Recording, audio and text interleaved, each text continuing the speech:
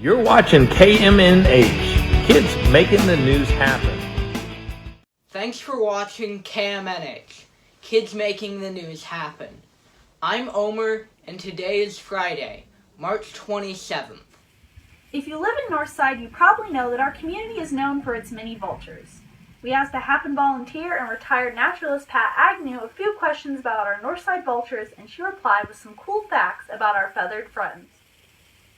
We have both turkey vultures and black vultures in Cincinnati. Both are large, mostly black birds that feed on carrion. Both are New World vultures, and they are found all the way down into South America, but are not found in the Eastern Hemisphere. They have their own types. Up close, they look very different. A turkey vulture has a featherless red-skinned head, and a black vulture has black skin on the head. Black vultures have a shorter tail and a more compact body. They do an important job cleaning up dead animals. Turkey vultures find dead animals by smell, which is rare among birds, which usually have little ability to smell. Black vultures don't smell as well, but watch other vultures to see where the food is. Their population is limited by their food, or any other need. Many of our turkey vultures migrate south for the winter. Black vultures stay in place year-round, with Ohio near the northern limit of their range. Vultures have expanded their range with human development. People bring roads and roadkill, and city landfills usually have a vulture crew. The limit seems to be the cold of winter, since vultures can't eat frozen meat. Vulture roosts have been a problem in a few places. They're big birds and noticeable, but not well liked. Their poop is smelly, considering their diet of dead animals. Mercaptan, the warning smell they add to natural gas, attracts vultures. Pat guesses it smells like rotting meat to them. Gas companies actually watch for vultures circling over a natural gas line, since it can indicate a gas leak. Pat recommends allaboutbirds.org, Cornell University's bird site, for more information on any bird. It has all sorts of information, including songs and nesting habits. Check out the Educate channel at happeninc.org, and you can learn more about urban birds right in your backyard. Now for today's word of the day, simultaneously. Spelled simultaneously.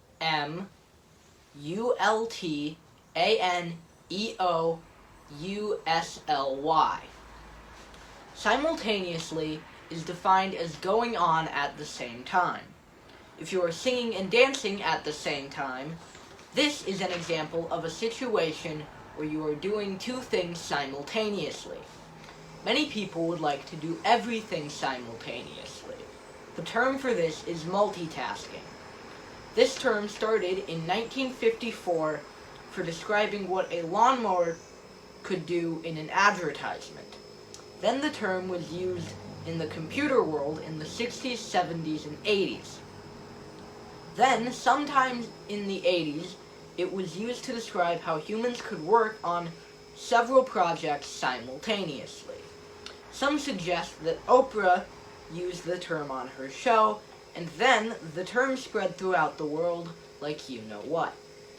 Multitasking forces your brain to switch back and forth quickly from one task to another.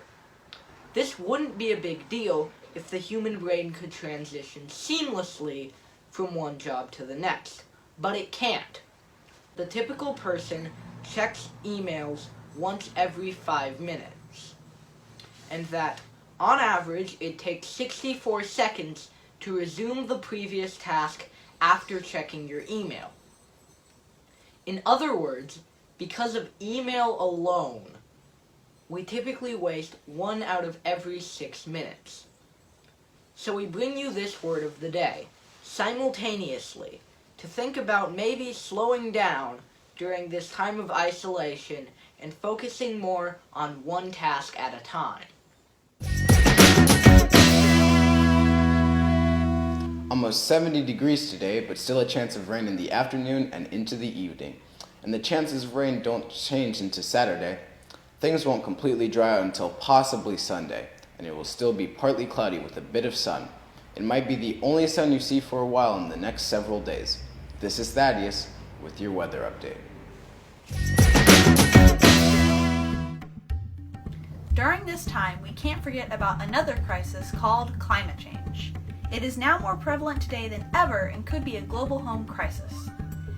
We know that being inside can make a difference to our everyday climate, and it can change day to day, even hour to hour. So we have a new segment called Climate Change, where we test the climate of your household.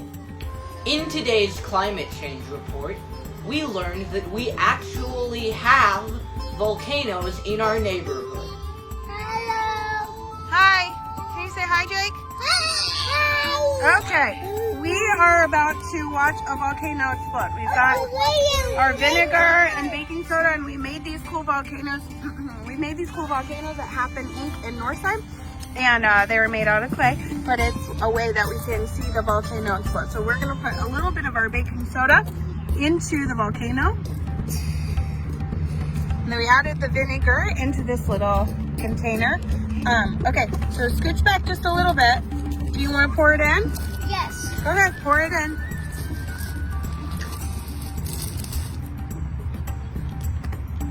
Ah! Do you want to do it next? Yeah. What do you think about that? And add a little bit more baking soda, and it should do it again. That's vinegar. Add the baking soda. Add a little more baking This soda. time I want to do it all by myself. No more. All right, what do you think about that? I want to do What did you think about it that? all by myself. What did you think about that? That was awesome. Go. Okay, cool. I love mine. All right, bye. Say bye. Stop. It's okay. Say bye. Bye. Send us a video at happeninc.org and we will report your climate change. You can sponsor KMNH News and other Happen Online programming as a BFF. BFF does stand for Best Friend Forever, and here at Happen it means even more. BFF stands for Business, Family, or Friend Supporter. If you are a BFF and want to be a BFF donor for just $100 or more, you can keep Happen's online support happening.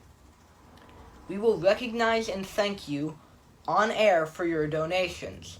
Just go to Happen's website, happeninc.org, and click on the Give a Gift and the Donation button, and leave in the Send a Note area that you would like to be a KMNH sponsor. We want to thank you in advance for being a Happen BFF. Thanks for tuning in today, and special thanks to today's sponsors, Christine Shee and Paul Sherman. We will see you next week on KMNH.